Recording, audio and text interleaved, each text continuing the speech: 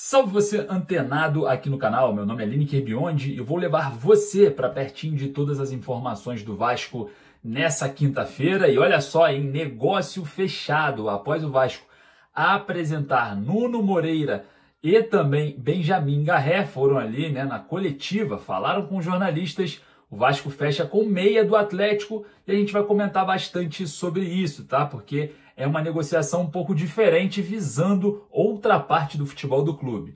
Vamos falar também sobre Carille, mandou o papo reto. Vamos falar bastante sobre isso.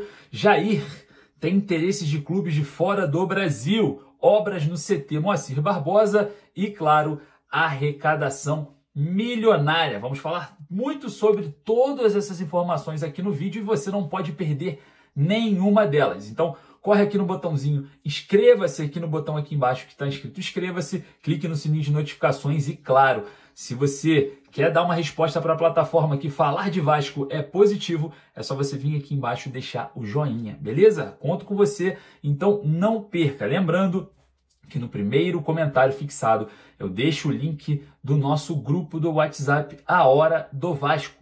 O grupo do WhatsApp do canal A Hora do Vasco. Lá você fica atualizado sobre todas as notícias e toda a nossa programação. Beleza? Então o link está aqui embaixo no primeiro comentário fixado. Vamos falar bastante sobre essas notícias aqui após a apresentação de 2 reforços. E sobre o Lloyd Augusto, vamos falar também. Então não saia. Beleza? Enquanto você vai lá no like e se inscreve aqui no canal, solta a vinheta, bora pro vídeo.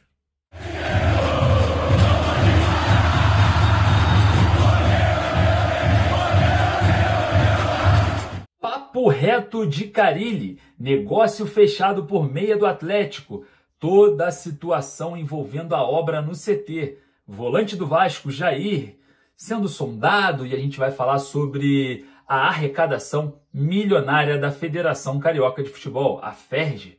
Mas claro, você que está aí não perde nada e eu quero começar a falar sobre Lloyd Augusto, jogador que chegou nessa manhã, antes da apresentação oficial ali do Nuno Moreira e também do Benjamin Garré, que falou com a imprensa, falaram ali sobre a disposição para o jogo. O Vasco corre para que o Lloyd Augusto também esteja dentro desse registro. Vai entregar com muita velocidade os documentos à FERJ, mas até agora não está no bid, tá? Acabei de entrar aqui para tentar trazer essa informação para vocês e o jogador ainda não está no bid. Bom, falando um pouco sobre essa informação do Lloyd, vamos estar durante todo esse dia, toda essa quinta-feira, para trazer com precisão para você, caso o jogador esteja regularizado.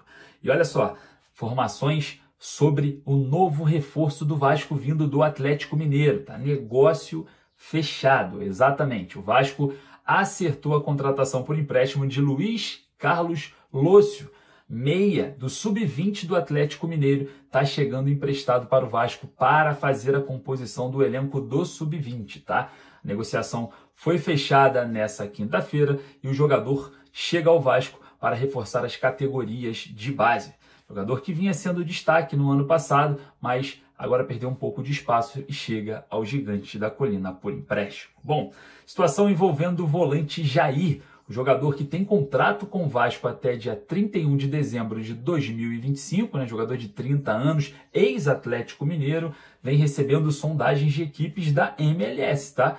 Equipes dos Estados Unidos ali vem sondando a situação do jogador que tem contrato com o Vasco agora, até o final dessa temporada. A gente observando o Jair em campo, ele vem perdendo espaço nos últimos jogos por conta muito da falta de intensidade. E claro, vale ressaltar que daqui a um pouco mais de 3 meses ele já vai poder assinar um pré-contrato com outro clube. É isso aí. O jogador vai poder assinar um pré-contrato com outro clube e o Vasco pode ficar a ver navios no final da temporada sem nenhum retorno financeiro. Vale ressaltar que o Vasco gastou uma grana muito pesada na contratação do jogador vinda do Atlético Mineiro na era 777 Partners, e ainda tem resquícios ainda dessa negociação.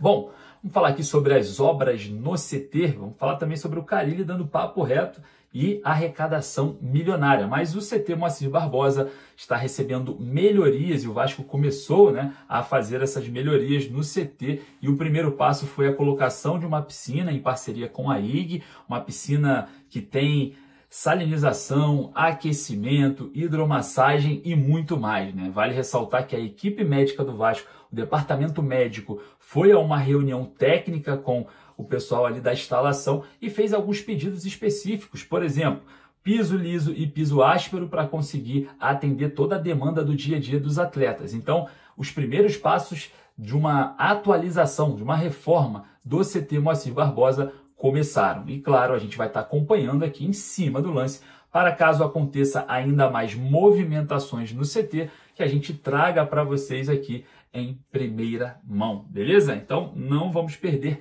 nenhum passo dessa ampliação. Numa conversa que eu tive com o Marcelo Santana no ano passado, principalmente diante de um cenário benéfico naquela ocasião, né? O Vasco estava chegando ali nas fases finais da Copa do Brasil e, conversando com o Marcelo Santana, ele deixou claro que o CT é uma das coisas que facilitam o mercado, que facilitam você trazer jogadores de alto nível, porque o CT é um dos locais onde os jogadores mais passam o seu tempo, né, trabalhando. Então, Marcelo Santana sempre deixou claro, eu conversei com ele pessoalmente exatamente sobre essa questão da modernização do CT Moacir Barbosa e parece que está iniciando realmente.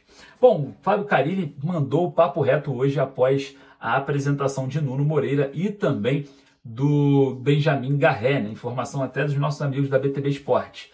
O Carilli só quer trabalhar com 28 jogadores. O papo tá dado, irmão. Então, alguns garotos já voltando para o Sub-20, o caso dos zagueiros Luiz Gustavo e também do zagueiro Lincoln, e também outros jogadores também vêm se movimentando e descendo para as categorias de base, hein? E claro, jogadores que não serão aproveitados vão sair. O Vasco tenta se desfazer aí pelo menos de 3 atletas para fechar esse elenco com 28 jogadores para o técnico Fábio Carilli trabalhar. Lembrando que esses 3 atletas saindo para o Vasco ficar observando o mercado em oportunidades de negociação. Então é isso, hein? Fábio Carilli deu o papo reto. Só quero contar com 28 jogadores. Enfim, vamos ver como que vai ser as próximas movimentações da janela doméstica, tá? Para quem não sabe, a janela doméstica abre no dia 10 de março e vai até 11 de abril. Mas o que é janela doméstica, Linick? Explica pra gente. Bom,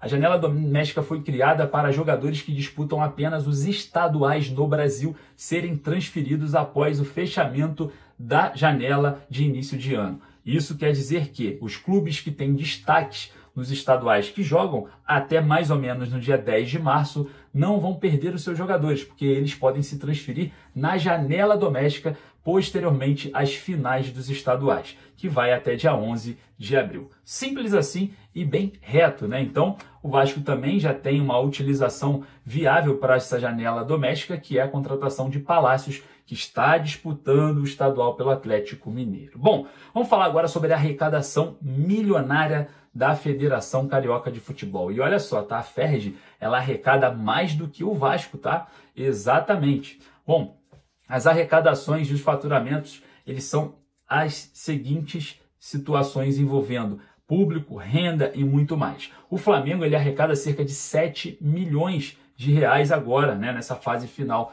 do Campeonato Carioca, muito por conta do mecanismo e da flexibilidade de público do Maracanã. Um aparelho público, obviamente, dado as traças de qualquer jeito do governo do estado para facilitar a vida financeira do Flamengo.